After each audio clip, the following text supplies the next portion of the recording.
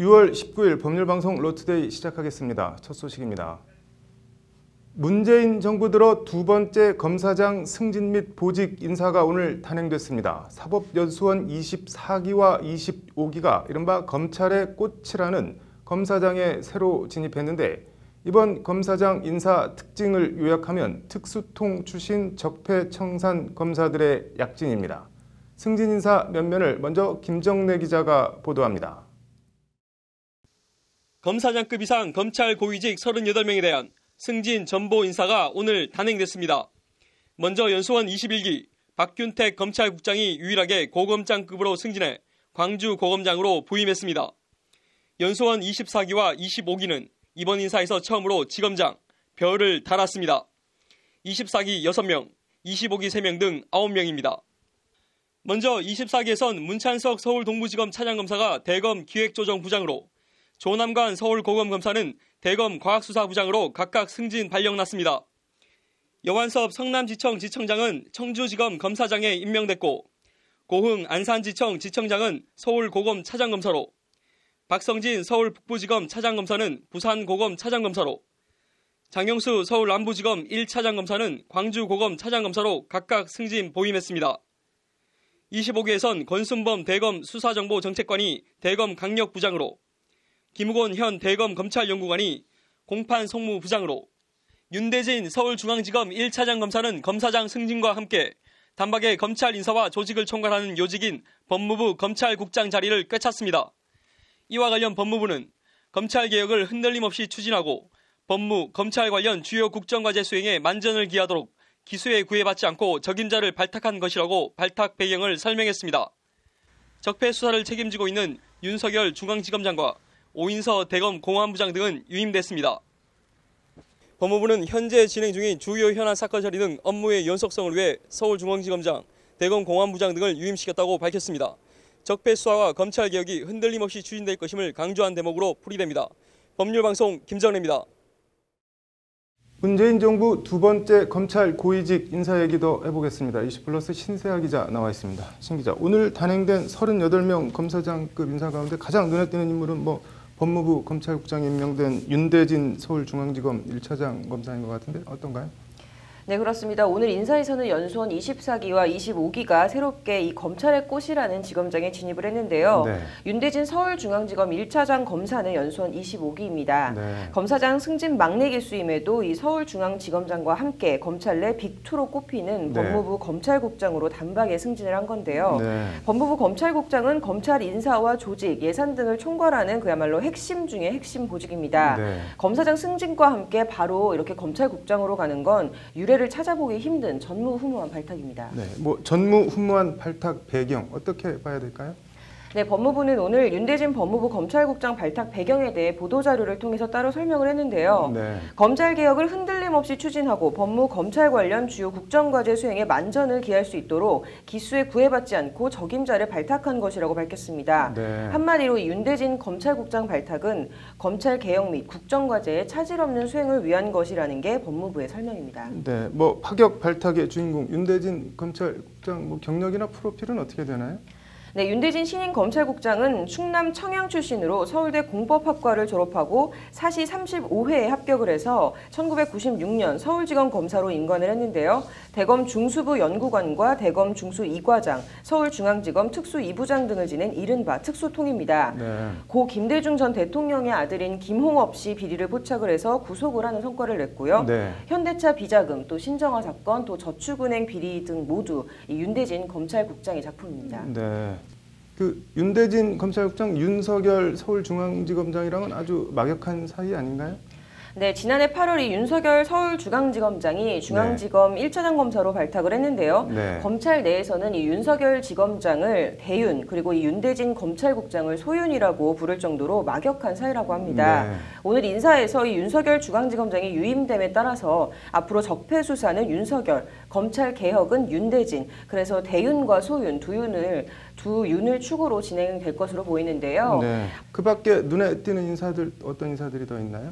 네, 역시 연수원 25기인 권순범 대검 수사정보정책관은 문재인 대통령의 지시로 대검에 새로 신설되는 인권보호부 초대부장으로 내정이 됐는데요. 네. 아직 조직과 직제 개편이 끝나지 않아서 네. 일단은 대검 강력부장으로 승진 인사를 냈습니다. 네. 그 밖에 이명박 전 대통령 다스 의혹을 수사했던 연수원 24기 문찬석 서울 동부지검 차장검사는 검사장 승진과 함께 역시 요직으로 손꼽히는 이 대검 기획조정부장에 임명이 되고 네.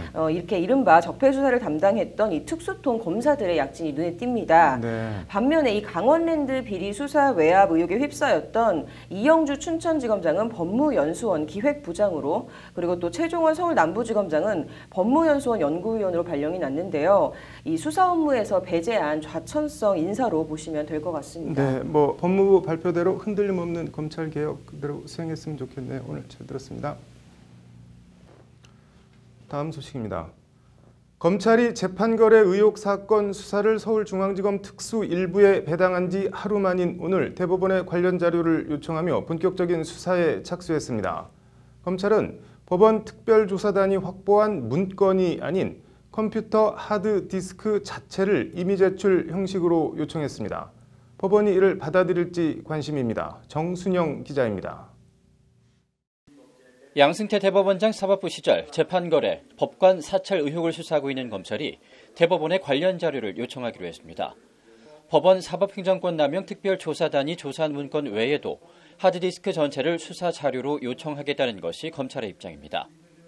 검찰이 확보하려는 하드디스크는 의혹 문건이 발견된 임종헌 전 법원행정처 차장 등 법원행정처 관계자들의 컴퓨터에 있던 저장 장치를 의미합니다. 대단히 중요한 사건이고 따라서 더욱 통상적인 사건의 전례와 수사 방식을 따라야 한다는 게 저희 생각이다. 키워드 추출 자료가 아닌 하드디스크 전체를 봐야 한다. 관련자 참관 하에 필요한 자료만 추출해 인권 침해 등이 구설에 오르지 않도록 하겠다는 것이 검찰 관계자의 말입니다. 한마디로 법원이 보여주고 싶은 자료만 보지 않겠다. 대법원이라고 달리 봐주지 않고 일단 수사에 착수한 이상 통상의 경우와 똑같이 밑바닥부터 들여다보겠다는 겁니다. 검찰은 다만 사법행정권 남용 의혹과 직접 관련된 자료의 한정에 제출해달라고 요청할 계획이라고 밝혔습니다. 검찰은 어제 재판거래 파문 관련 서울중앙지검 공공형사부에 있던 20여 건의 고소고발 사건을 특수 일부로 재배당하고 본격 수사에 착수했습니다. 앞서 김명수 대법원장은 지난 15일 발표한 담화문을 통해 미공개 문건을 포함해 특별조사단이 확보한 모든 인적, 물적 자료를 제공할 것이라는 입장을 밝힌 바 있습니다. 검찰이 달라는 하드디스크는 특정 키워드 추출 방식으로 확보한 특별조사단의 자료 범위를 넘어가는 수준입니다. 추출한 자료가 아닌 원 자료를 다 달라는 검찰의 요청에 법원이 어떻게 반응할지 주목됩니다. 법률방송 정순영입니다.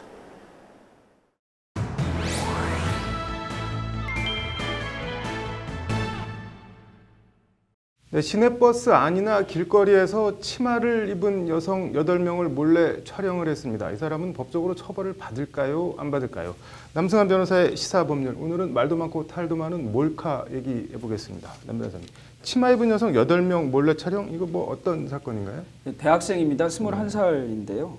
지난해 4월부터 2달간에 걸쳐서 시내버스, 정류장, 그리고 뭐 도로변을 돌아다니면서 8명의 여성의 다리와 허벅지를 몰래 촬영한 행위입니다. 네. 경찰은 이것을 이제 12번 몰카를 찍었다고 판단해서 기소했는데요.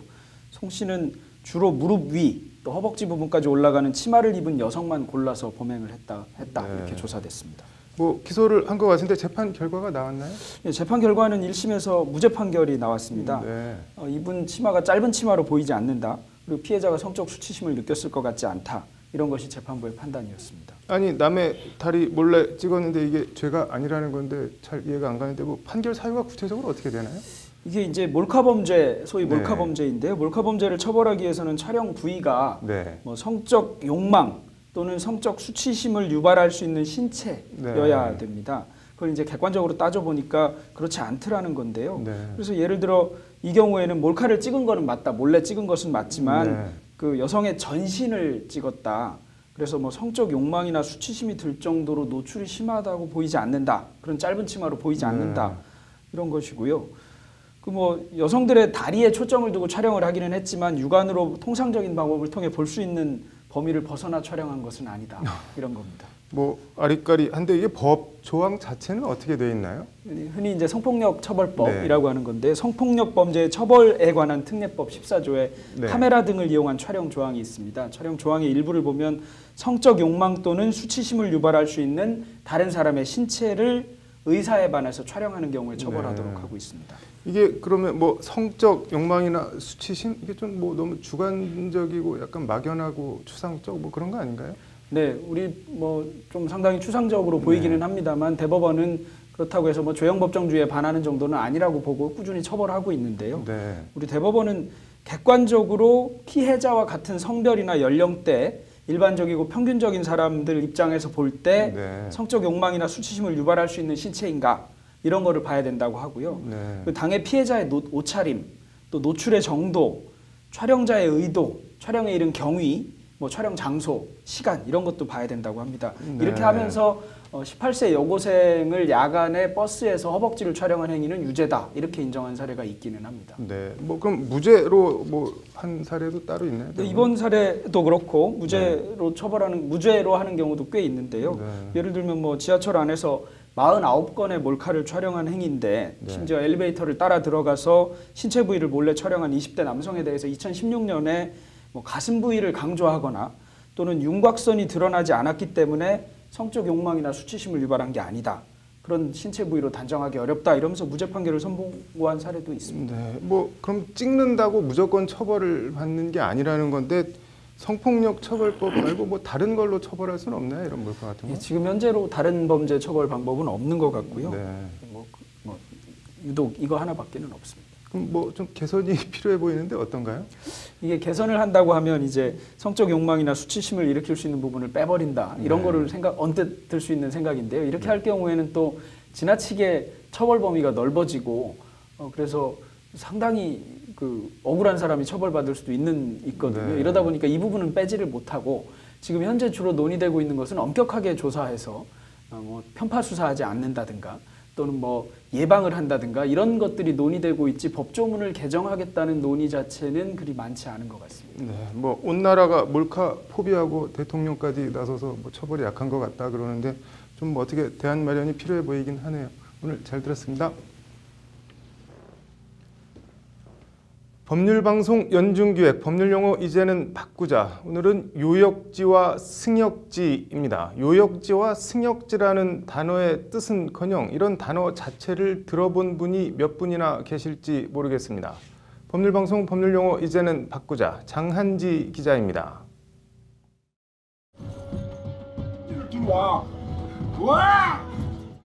영화 신세계의 황정민 같은 드루아는 아니지만 살다 보면 어쩔 수 없이 남의 땅을 들어가야 하는 경우가 있습니다.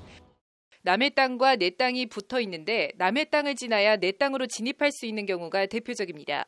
이 경우 토지 소유주의 동의를 얻어 남의 땅을 지나갈 수 있는 권리를 우리 민법에선 지역권이라고 합니다. 이와 관련된 민법 조항 제293조입니다. 토지의 분할 등의 경우 지역권은 요역지의 각 부분을 위해 또는 그 승역지의 각 부분에 존속한다고 돼 있습니다. 요역지와 승역지 전체 문장 모두 아무리 눈을 부릅뜨고 봐도 그 뜻을 알 길이 없습니다. 잘 모르겠는데. 풍수지리 뭐 무덤 그런 건가? 일단 한자만 놓고 보면 요역지는 요긴할 요에 부역할 때 부릴 역, 땅 지자를 씁니다. 직역하면 요긴하게 부리는 땅이라는 알 수 없는 뜻이 나옵니다. 승역지는 이을승에 역시 부릴 역자를 씁니다. 이어서 부리는 땅이라는 종잡을 수 없는 뜻이 나옵니다. 한자를 알아도 단어의 뜻을 모르긴 마찬가지입니다. 모르겠는데? 못 들어봤어. 어학사전을 찾아보면 역자엔 줄짓다, 쭉 늘어서다라는 뜻이 있습니다. 이 뜻을 적용해 해석을 하면 민법상 요역지와 승역지의 뜻은 일단 줄지어 늘어선 땅, 즉 인접한 땅 정도의 의미가 됩니다. 법률적으로는 정확하게 이런 뜻입니다. 갑이 자신의 토지에 출입하기 위해 을의 토지를 지나야 하는 경우 갑은 을의 동의를 얻어 을 토지의 등기부등본에 지역권을 설정할 수 있습니다. 이 경우 갑의 토지를 요역지, 을의 토지를 승역지라고 하는 겁니다. 즉 요역지는 남의 땅을 지나야지 갈 수 있는 내 땅을, 승역지는 내 땅을 가기 위해 지역권을 설정해야 하는 남의 땅을 의미합니다. 지역권 자체도 지금 많이 활용되지 않는 부분이고 지역권에서 발생되는 승역지나 요역지 부분도 저희 변호사들도 찾아보고 나서 알 만큼 굉장히 의미와 단어 자체가 거리감이 있는데 이거는 개선돼야 될 부분이고 이런 그 뜻을 알기 힘든 요역지와 승역지가 우리 민법 지역권 조항 관련돼서만 요역지는 모두 6번, 승역지는 무려 11번이나 등장합니다. 법무부는 요역지와 승역지를 생소한 법률 용어라며 각각 편익을 받는 토지, 편익을 제공하는 토지로 고쳐 사용할 것을 권하고 있습니다. 한자를 알아도 그 뜻을 알 수 없는 황당하다 못해 난해한 법률 용어 요역지와 승역지, 이제는 바꿔야 합니다. 법률방송 법률 용어 이제는 바꾸자 장한지입니다. 이어서 법조계 소식 전해드리겠습니다. 전국 공무원 노조 법원본부가 신임 양승태 사법부 시절 사법행정 업무를 담당한 고위법관 등은 대법관 후보에서 제외돼야 한다고 주장했습니다. 법원 노조는 이들은 사법농단 사태와 관련된 조사 대상자이므로 대법관으로 제청되어서는 안 된다며 이같이 주장했습니다. 전국 식품산업 노동조합이 파리바게뜨에서 각종 노동인권 침해와 부당 노동행위가 일어나고 있다며 국가인권위에 진정을 했습니다. 이들은 노동부는 각종 부당 노동행위를 철저히 조사해 엄중 처벌해야 한다며 고용노동부에도 고소할 계획이라고 밝혔습니다. 대한변협이 2014년 이후 개최한 통일법 조찬포럼과 통일정책세미나에서 발표된 자료를 취합한 통일문제연구위원회 자료집을 발간했다고 밝혔습니다. 자료집에는 남북 통일 과정에서의 사법제도, 북한 형사법의 최근 동향과 남북 형사법 통합의 방향 등이 담겼습니다. 대검찰청 한인검사협회가 오는 20일부터 22일까지 서울 임페리얼 팰리스 호텔에서 국제형사법 컨퍼런스를 개최합니다. 이번 학회는 한인 교포검사를 비롯 국내 검사 등 150여 명이 참석해 해외 사례 등을 공유합니다.